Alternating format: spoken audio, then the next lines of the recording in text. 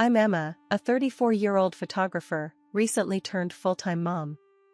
My world, once framed through the lens of my camera, now revolved around the tiny bundle of joy sleeping in the next room. But beneath the surface of this newfound motherhood, something was amiss. The house, our once beloved sanctuary, felt like a hollow echo of its former self. The grandeur of the terrace, where Alex and I used to share dreams over morning coffees, now seemed to mock me with its emptiness. The garden, meticulously cared for, stood silent, a witness to the growing void between us. I still remember the day I came home from the hospital, our baby boy cradled in my arms. I expected warmth, tears of joy, something, anything. Instead, Alex greeted us with a glance that barely hid his indifference. "Honey, aren't you excited? Say hello to your son," I nudged, trying to mask the tremble in my voice. Alex barely glanced at our baby, his eyes void of the spark I used to know. "Yeah, he's great. I'm just not good with babies, you know? Give me time." It wasn't just the baby. The Alex I knew, the one I fell in love with, seemed to have vanished. Each day he'd return from work, his face a mask of fatigue, his words sparse and hollow. One evening, as I rocked our son to sleep, the silence became unbearable. "Alex, we need to talk. This distance between us, it's not just about the baby, is it?" He sighed, his attention fixed on some distant point beyond the walls of our once happy home. "Emma, don't start. I'm tired, work's a mess. I don't need another lecture." I felt a pang of anger, mixed with a dose of fear. "Lecture? Alex, look at us, at our family. You're a father now, and I feel like I'm doing this all alone." He finally looked at me, his eyes cold, distant. "What do you want from me, Emma? A parade? I'm here, I'm working, I'm providing. What more do you want?" The words stung, each one a reminder of the chasm that had formed between us. "I want you, Alex. The man I married. The man who promised to be by my side, not a shadow that haunts this house." He stood up, his frustration evident. "I can't deal with this right now. I'm not the enemy, Emma. Maybe you're the one who changed." Life after bringing our son home wasn't the blissful picture I had painted in my mind.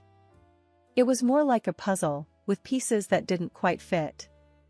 Alex, the man I vowed to spend my life with, was the piece that had shifted the most. His late nights at work were becoming a pattern, a repeat of a past I thought we had buried deep. One chilly evening, as I cradled our son, trying to soothe his fussiness, the sound of the front door creaking open broke the monotony. Alex walked in, his face drawn, his eyes avoiding mine. "Back late again, huh?" I said, my voice laced with a tiredness that went beyond physical. Alex just grunted, tossing his keys on the table. "Work's a mess. You wouldn't understand." The sharpness in his tone stung. "Wouldn't understand?" "Alex, I'd been there. Remember the late nights in the studio, the deadlines? I get it. But this is different. You're different." He scoffed, loosening his tie with a jerk. "Different how? Because I'm trying to provide for this family? Because I'm not jumping with joy every minute?" I bit back the retort that sprung to my lips, choosing my words carefully. "It's not about providing, Alex. It's about being present. You barely look at your son, you barely talk to me. It's like you're here, but you're not." He looked at me then, his eyes hard.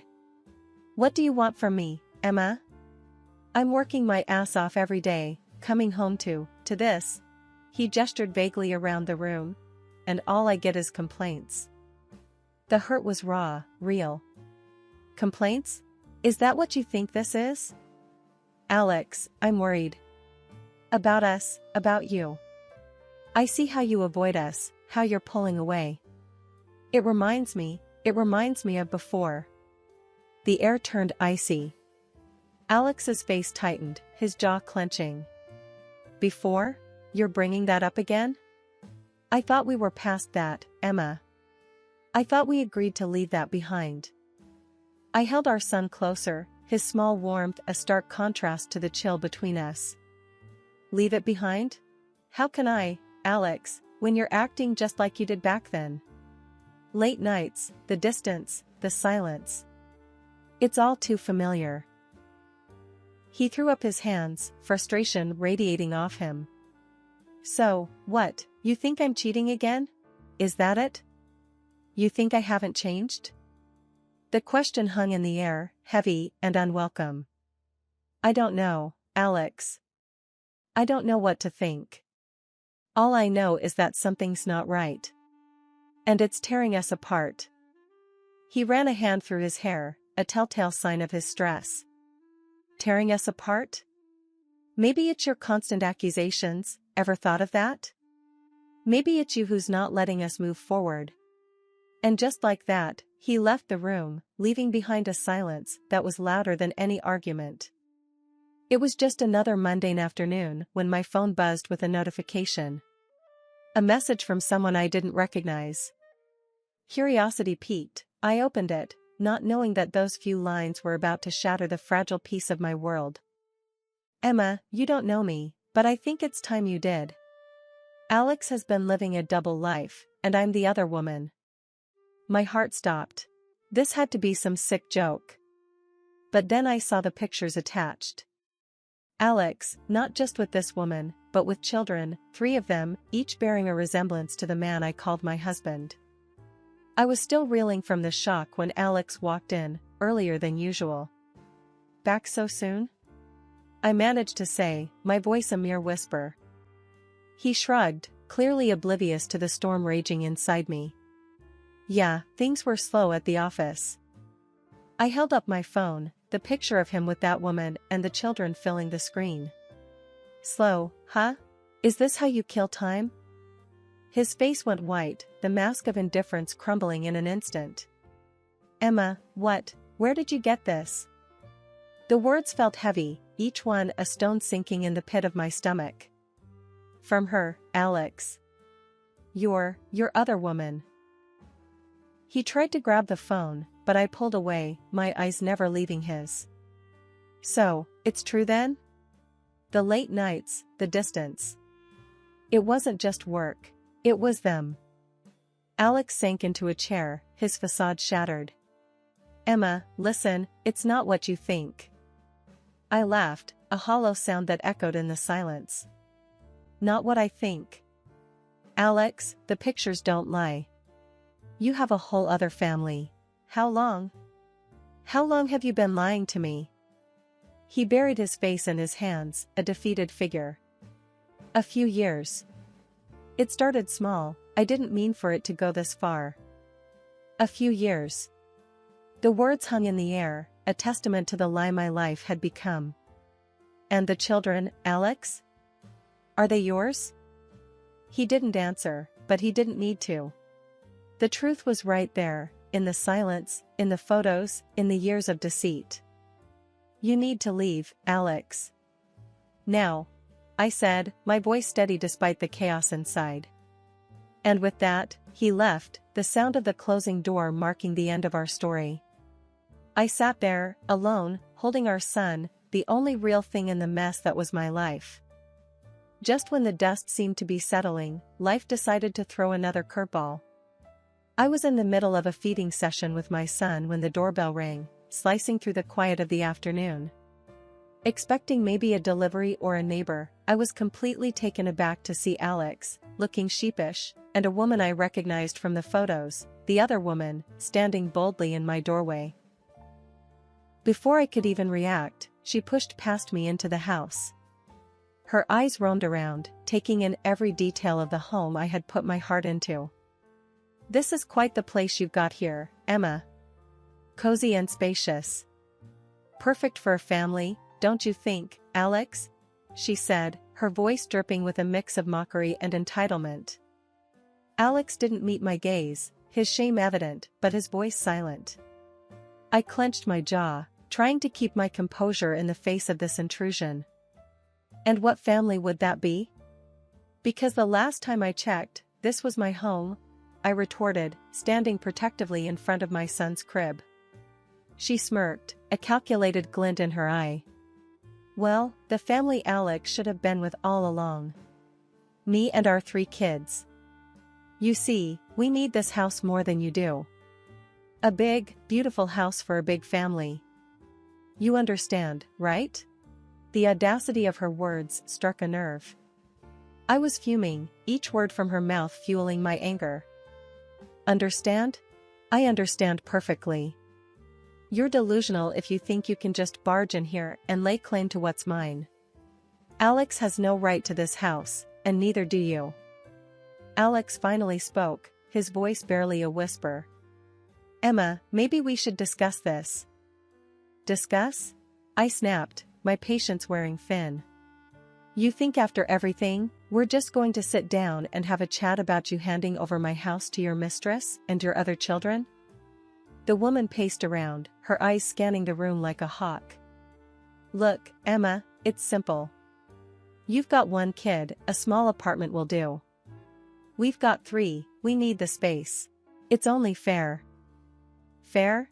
The word echoed in my mind, a cruel joke in the face of everything that was happening. Fair? You want to talk about fair?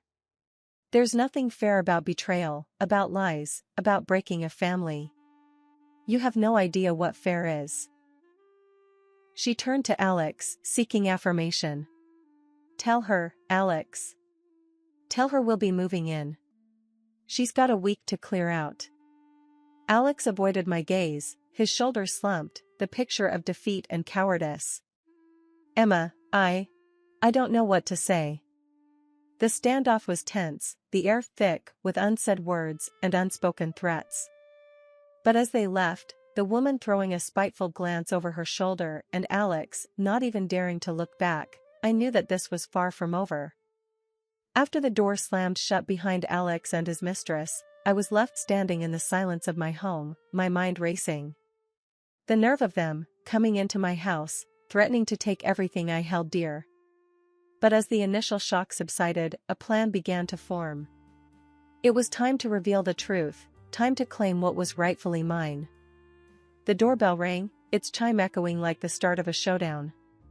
There they stood, Alex looking more defeated than ever, and his mistress, her arrogance undiminished. Time's up, Emma. We're here to move in. Did you pack your stuff?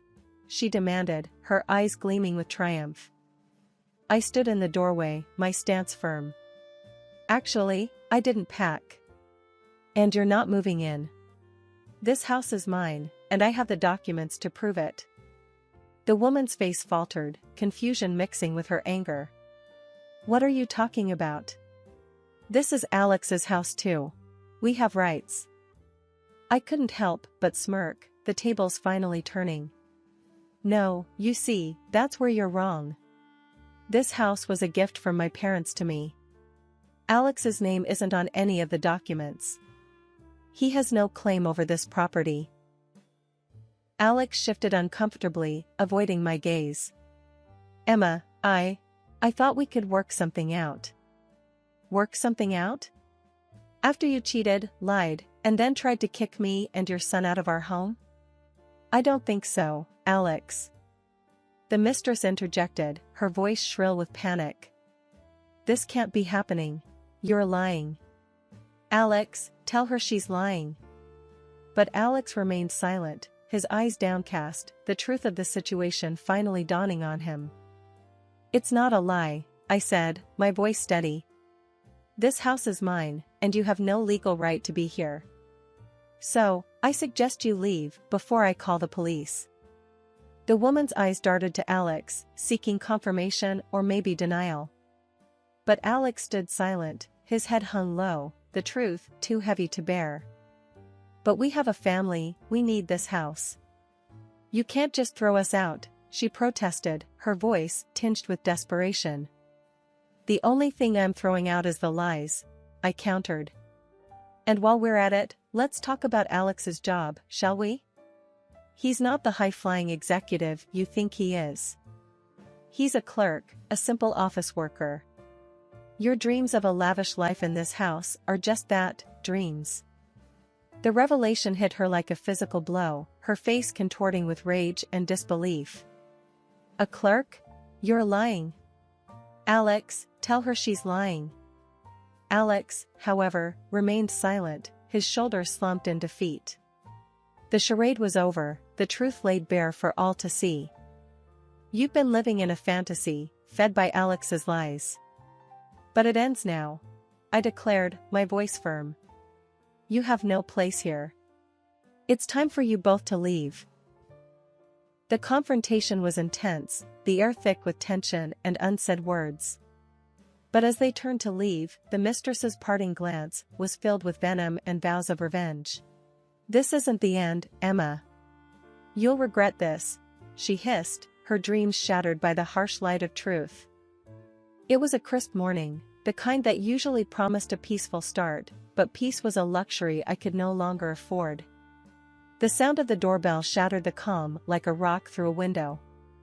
As I opened the door, my heart sank. There she stood, Alex's mistress, her face twisted into a smirk, her children huddled behind her. You've got some nerve, showing up here again, I said, my voice steady, despite the turmoil inside. The mistress didn't falter. I've got every right, Emma. These kids, she gestured to the innocent faces behind her. They deserve a proper home. Your home. I couldn't help but scoff. Deserve? The only thing you deserve is a reality check. This is my house, and you're not welcome here. Her smirk widened, her voice growing louder. Oh, I'm not welcome? We'll see about that. You think you can just sit in this big, fancy house all alone with your baby while my kids suffer? You're more heartless than I thought. Her words, sharp and accusing, were meant to wound, and they did. But I wasn't about to let her see that. Heartless? I'm not the one tearing families apart, disrupting lives. You did that all on your own. The neighbors, drawn by her shrill voice, had begun to gather, their whispers like a chorus in the background. She relished the audience, her theatrics reaching new heights.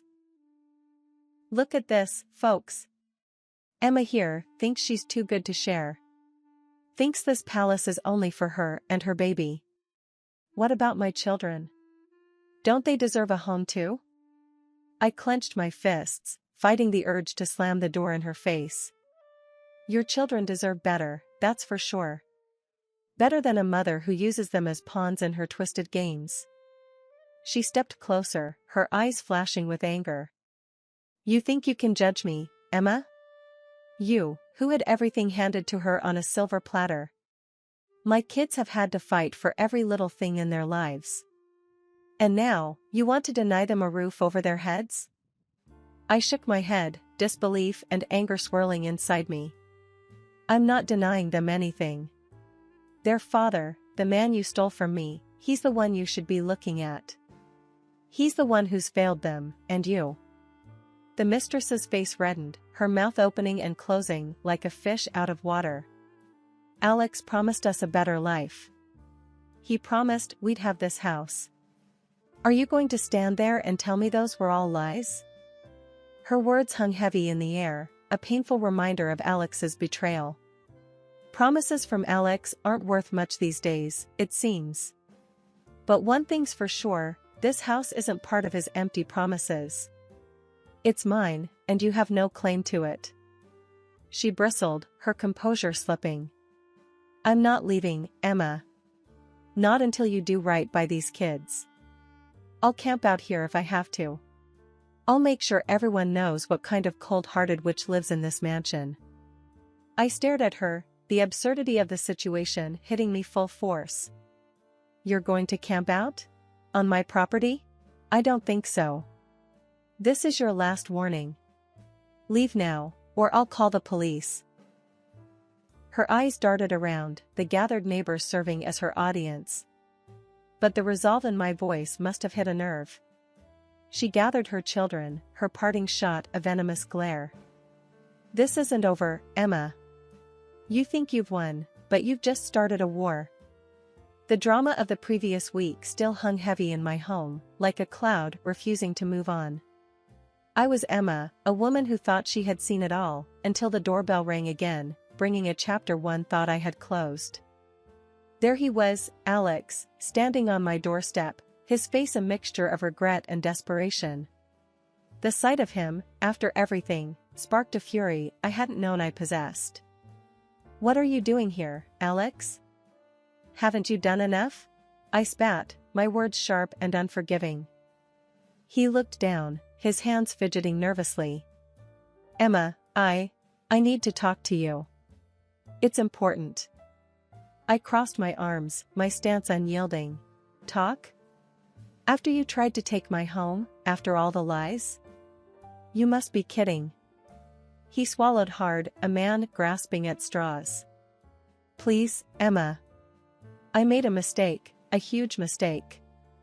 I see that now. I was wrong, so wrong." I couldn't help but laugh, the sound bitter and hollow. "A mistake? Is that what you call it? You destroyed our family, Alex. You chose her, chose that life. And now you're here, what, asking for forgiveness?" His eyes met mine, a glimmer of the man I once knew flickering in their depths. "Not just forgiveness, Emma. I want to come back. I want to make things right. For you, for our son." The audacity of his request left me speechless. How could he stand there, asking for a second chance as if he could erase the past with a few words? "You want to come back? After everything?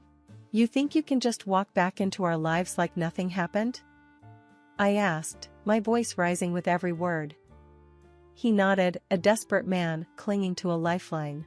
"Yes, Emma. I know I don't deserve it, but I want to try. I'll do anything, everything to make it up to you, to our son." I shook my head, the finality of my decision clear in my mind. "It's too late, Alex. You made your choice, and now you have to live with it. We are moving on, without you." His shoulders slumped, defeat etched into every line of his face. "Emma, please. Don't do this. Think of our son. He needs his father." I felt a pang in my heart, for the life we could have had, for the family that was broken beyond repair. He needed his father, and where were you? With her, with them. You're not the man we need, Alex. It's time you realized that. He stood there for a moment longer, a man lost in the ruins of his own making. Then, without another word, he turned and walked away, his figure disappearing into the night. The final pieces of my old life had fallen away, leaving space for something new, something mine. The divorce papers were signed, and Alex was now just a person from my past, a shadow that no longer darkened my door. He was ordered to pay alimony for our son, a small justice in the grand scheme of things. Sitting in my quiet living room, I reflected on the tumultuous journey. The phone buzzed, breaking the silence. It was Lisa, her voice carrying the latest gossip. "Hey, Emma, you won't believe this. Alex and his mistress are crammed into a tiny apartment. Word is, they do nothing but fight, day in and day out." I couldn't help but feel a twinge of vindication. "Well, can't say I'm surprised. You reap what you sow, right?" Lisa chuckled. "True that. How are you holding up, though? All this must be tough." I took a sip of my tea, its warmth comforting. "It's been a ride, Lisa. But, I'm getting there. Each day feels a bit lighter, a bit more mine. You're the strongest person I know, Emma. And hey, if you need anything, I'm just a call away, all right?" Her words were a balm, soothing the lingering sting of the past. "Thanks, Lisa. I really appreciate it." The conversation drifted to lighter topics, the normalcy a welcome change. After hanging up, I gazed around the room. This was my space, my sanctuary. The battles fought within these walls had left scars, but they were healing, turning into stories of strength and resilience. I picked up my camera, an old friend I had neglected. The weight of it in my hands felt right. I snapped a few pictures of the room, of my son's toys, of the life that was slowly piecing itself back together.